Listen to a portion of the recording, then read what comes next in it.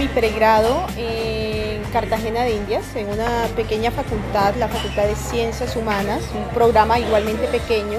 No habían profesores costeños, en realidad no habían. Y me acuerdo de una anécdota muy simpática de mi profesor Hernán Martínez, que un poco bromeando nos decía que era imposible pensar filosofía en el Caribe a causa del clima, ¿no? Pero era un poco broma. Y eso yo creo que ilustraba el hecho de que la filosofía en ese momento, les estoy hablando de mediados de los años 90, era una cosa exótica en el Caribe, ¿no? Claro. La filosofía no era considerada como una disciplina seria para ser tomada como una opción profesional. Yo siempre he considerado que la filosofía debe ser un carrefour de ciencias y de disciplinas, así siempre lo entendí.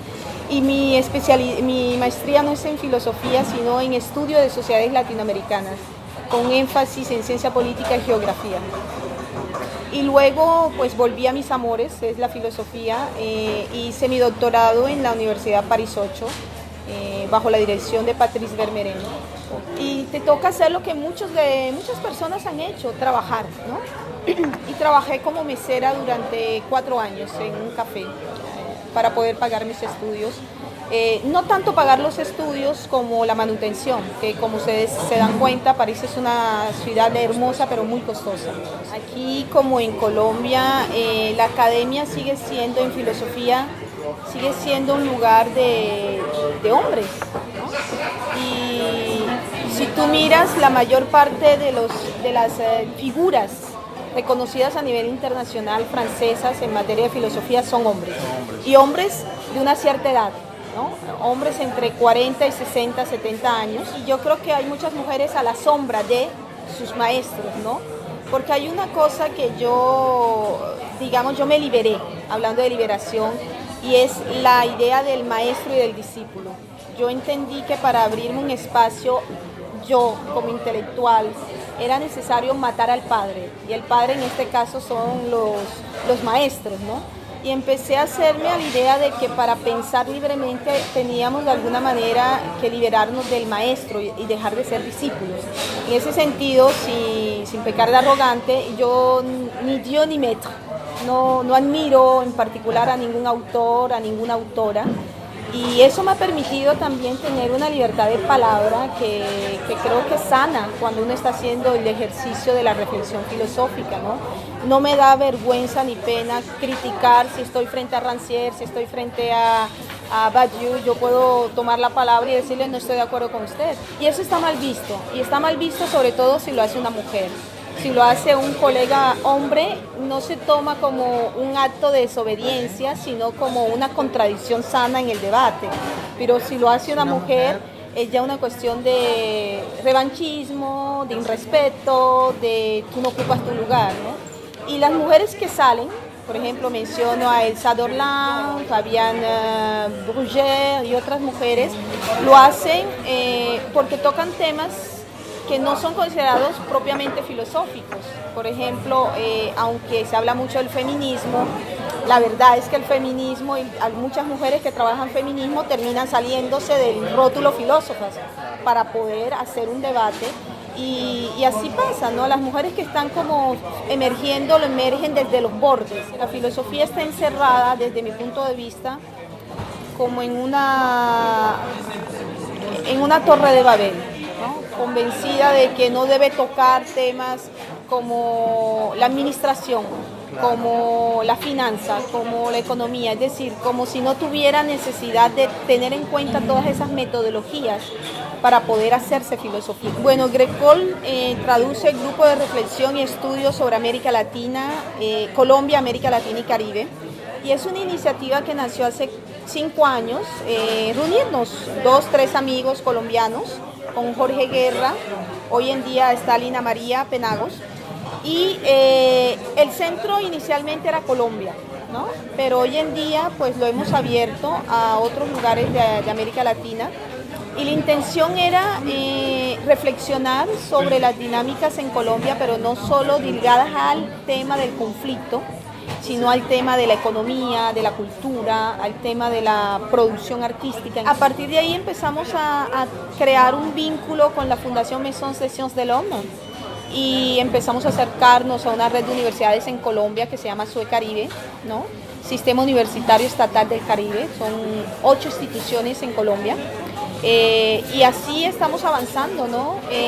A mí me gusta pensar en el Grecol como una incubadora, porque nosotros no hacemos investigación, nosotros facilitamos las condiciones para que la gente que tenga un proyecto pueda acercarse a nosotros. Entonces, como ves, el proyecto refleja un poco lo que yo te digo. Yo sigo haciendo filosofía, pero mi intención es abrir la filosofía a temas diversos y variados que puedan aportar a la reflexión filosófica y a la reflexión de otras realidades de tipo cultural, política, etcétera, ¿no? Entonces, esa es como la idea del Grecol, a la que invito a todos los que estén interesados. Hay una página Facebook que pueden encontrar con mucha facilidad.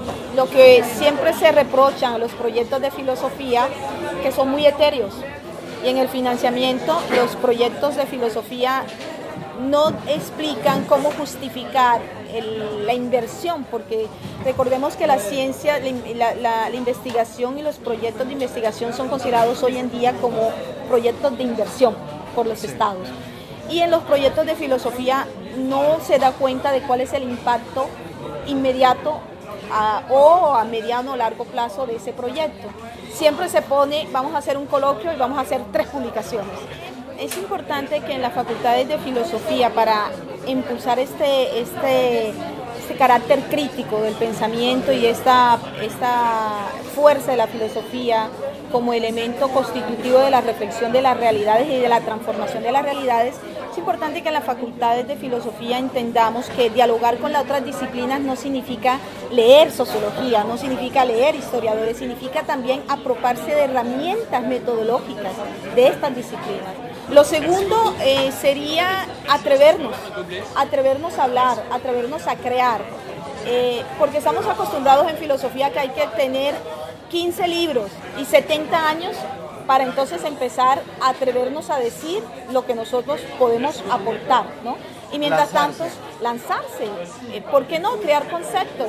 Yo pienso es lo que hacen los arquitectos, es lo que hacen los sociólogos, ¿por qué en filosofía nos da tanto miedo atrevernos a ser grandes? Siempre estamos, en mi lectura, como bajo la tutela, ¿no? Y escondiéndonos detrás de los autores.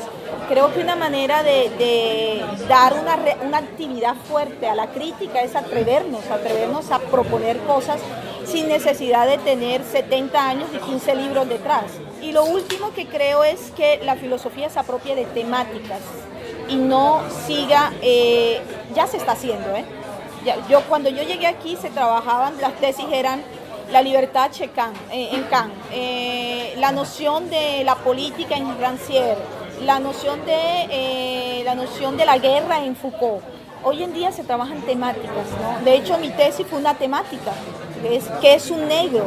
Y lo que trabajé no fue qué es un negro según, sino qué es un negro, ¿no? Entonces, las temáticas, apropiarse, por ejemplo, una temática como la inteligencia artificial, es un tema interesante desde el punto de vista ético para la filosofía, desde el punto de vista de la política para la filosofía, ¿no?